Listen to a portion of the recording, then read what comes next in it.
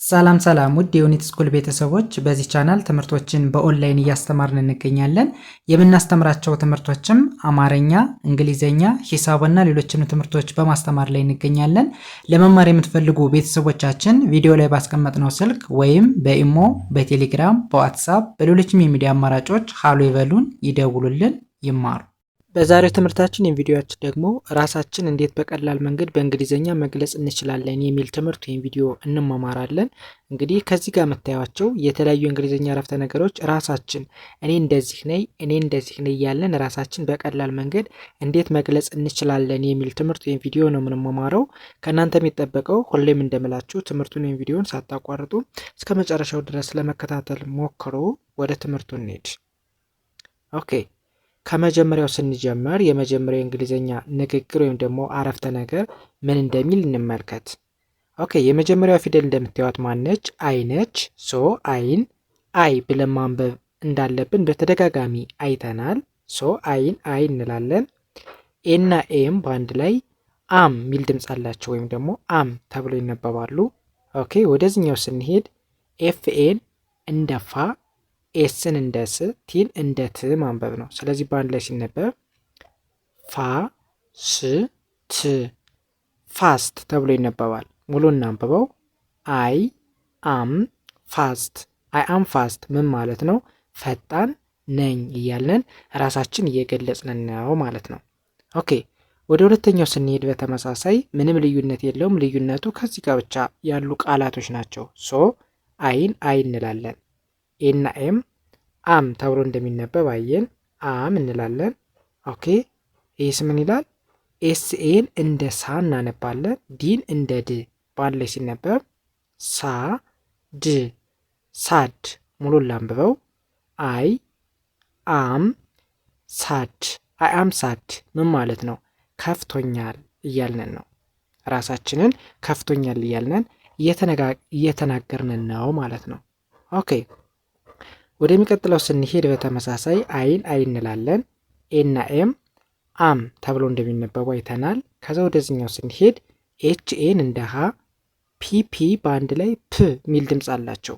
ዋይን እንደ ይ በአንድ ላይ ሲነበብ ሀ ፕ ይ ሃፒ። ሙሉ ሲነበብ አይ አም ሃፒ። አይ አም ሃፒ ደስተኛ ነኝ እያልነን ራሳችንን እየገለጽን ነው ማለት ነው። ኦኬ፣ ወደዚህኛው ስንሄድኛውስ ምን ይላል? በተመሳሳይ አይን አይ ላለሁ።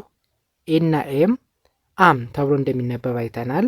ኦኬ፣ ከዛ ኤስን እንደ ስ፣ ቲን እንደ ት፣ አርኦን እንደ ሮ፣ ኤንን እንደ ን፣ ጅን እንደ ግ ማንበብ ነው። ባለ ሲነበብ እስ ት ሮ ን ግ ስትሮንግ ብዬ አነባዋለሁ። ሙሉን ላነበው።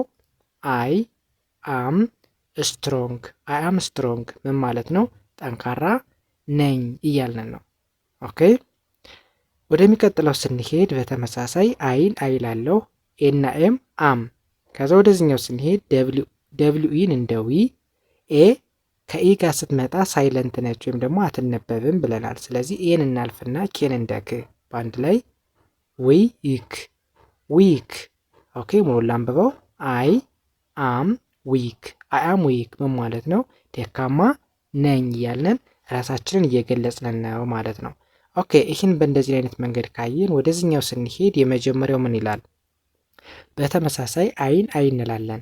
ኤና ኤም አም ተብሎ እንደሚነበቡ አይተናል። ኦኬ፣ ከዛ ኤስን እንደ ስ፣ ኤልኦን እንደ ሎ፣ ደብሊውን እንደ ው አነባለሁ። በአንድ ላይ ስ ሎ ው ስሎ። በአንድ ላይ አይ አም ስሎ። አይ አም ስሎ ማለት ዘገየሁ ወይም ደግሞ ዘግይቻለሁ እንደማለት ነው። ኦኬ፣ ወደ ሁለተኛው ስንሄድ የሁለተኛውስ ምን ይላል? በተመሳሳይ አይን አይ ማለት ኤና ኤም አም ተብሎ እንደሚነበቡ በተደጋጋሚ አይተናል። አም እንላለን። ኦኬ፣ ከዛ ወደዚህኛው ስንሄድ ኤስን እንደ ስ አነባለሁ። ኤምኤን እንደ ማ፣ አርን እንደ ር፣ ቲን እንደ ት ማንበብ ነው። በአንድ ላይ ሲነበብ እስ ማ ር ት ስማርት ብዬ አነባዋለሁ። ሙሉ ሲነበብ አይ አም ስማርት። አይ አም ስማርት ምን ማለት ነው? ስማርት ማለት ብልህ ማለት ነው። አይ አም የሚለው ደግሞ እኔ ማለት ነው። ስለዚህ አይ አም ስማርት ስንል ብልህ ነኝ እያልን ነው። ኦኬ ወደሚቀጥለው ስንሄድ በተመሳሳይ አይን አይ እንላለን። ኤና ኤም አም ተብሎ እንደሚነበብ በተደጋጋሚ አይተናል። ሶ ኤኤም አም እንላለን። ወደዚህኛው ስንሄድ ቲኤ እንደ ታ ሳይሆን እንደ ቶ ነው የሚነበበው። ለምን? ከኤ በኋላ ኤል የሚል የእንግሊዝኛ ፊደል በተደጋጋሚ ከመጣ ቲኤ እንደ ታ ሳይሆን እንደ ቶ እንደሚነበብ ማወቅ አለብን። ስለዚህ ቶ እንላለን። ኤል ል ተብሎ ይነበባል በአንድ ድምፅ። ስለዚህ በአንድ ላይ ሲነበብ ቶ ል ቶል ብዬ አነባዋለሁ። ሙሉ ሲነበብ አይ አም ቶል። አይ አም ቶል ምን ማለት ነው? ረጅም ነኝ እያልን እየተናገርን ነው ማለት ነው ራሳችንን። ኦኬ ወደሚቀጥለው ስንሄድ በተመሳሳይ አይን ምን ብዬ አነባለሁ? አይ እላለሁ። ኤና ኤም አም ተብሎ እንደሚነበብ አይተናል። ኦኬ ከዛ ኤስ ኤች ኦ በአንድ ላይ ሾ የሚል ድምፅ አለው ወይም ደግሞ ሾ ተብሎ ይነበባል። አረን እንደ ረ ቲን እንደ ት አነባለሁ። በአንድ ላይ ሲነበብ ሾ ር ት ሾርት ተብሎ ይነበባል። ሙሉ ሲነበብ አይ አም ሾርት። አይ አም ሾርት ምን ማለት ነው? አጭር ነኝ እያልንን እየተናገርንን ነው ማለት ነው። ምክንያቱም ሾርት ማለት አጭር ማለት ነው። አይ አም ማለት እኔ። ስለዚህ አይ አም ሾርት ካልነን አጭር ነኝ እያልንን ራሳችንን እየገለጽን ነው ማለት ነው። ኦኬ ወደሚቀጥለው ስንሄድ በተመሳሳይ አይን አይ ማለት ኤና ኤም አም ከዛ ኤፍኤ እንደ ፋ ቲ እንደ ት በአንድ ላይ ፋ ት ፋት። ሙሉ ላንበው አይ አም ፋት። አይ አም ፋት ምን ማለት ነው? ወፍራም ነኝ ማለት ነው። ምክንያቱም ፋት ማለት ወፍራም ማለት ነው። አይ አም ማለት እኔ። ስለዚህ አይ አም ፋት ካልነን ወፍራም ነኝ እያለን ራሳችንን እየገለጽን ነው ማለት ነው።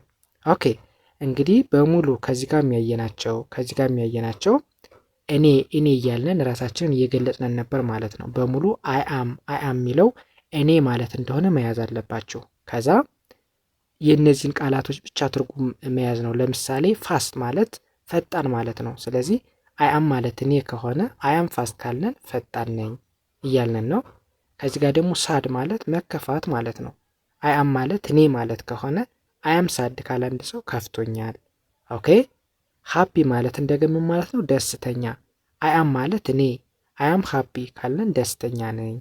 ኦኬ ስትሮንግ ጠንካራ ማለት ነው። አይ አም ማለት እኔ ማለት ነው አይደለ? ስለዚህ አይ አም ስትሮንግ ካለን ጠንካራ ነኝ እያልን ነው። ዊክ ማለት ደግሞ ማለት ነው ደካማ። አይ አም እኔ አይ አም ዊክ ካልሁኝ ደካማ ነኝ እያልኩ ነው። ኦኬ ወደዚህኛው ስንሄድም ስሎ ማለት መዘግየት። አይ አም ማለት እኔ ማለት ነው ካል አይ አም ስሎ ካለን ዘገየሁ እንደማለት ነው። ስማርት የሚለውስ ብልህ ማለት ነው። አይ አም የሚለው እኔ አይ አም ስማርት ካልሁኝ ብልህ ነኝ ማለት ነው። ኦኬ ቶል ማለት ረጅም። አይ አም ማለት እኔ ማለት ነው። ስለዚህ አይ አም ቶል ካለ አንድ ሰው ረጅም ነኝ እያለ ነው። ሾርት ማለትስ አጭር። አይ አም ማለት እኔ ማለት ከሆነ አይ አም ሾርት ካለን አጭር ነኝ እያልን ነው። ፋት የሚለውን ደግሞ ማለት ነው ወፍራም። ስለዚህ አይ አም ማለት እኔ አይ አም ፋት ካለ አንድ ሰው ወፍራም ነኝ ማለት እንደሆነ ትርጉሙንም በዚህ መንገድ ማወቅ ወይም ደግሞ ፕራክቲስ ማድረግ ይጠበቅብናል ማለት ነው። ስለዚህ የዛሬ ትምህርታችን ይህንን ይመስል ነበረ። ቀጣይ በሌላ ትምህርት ወይም ቪዲዮ እስከምንገናኝ በያላችሁበት ሰናይ ጊዜ ተመኘውላችሁ። ባይ ባይ።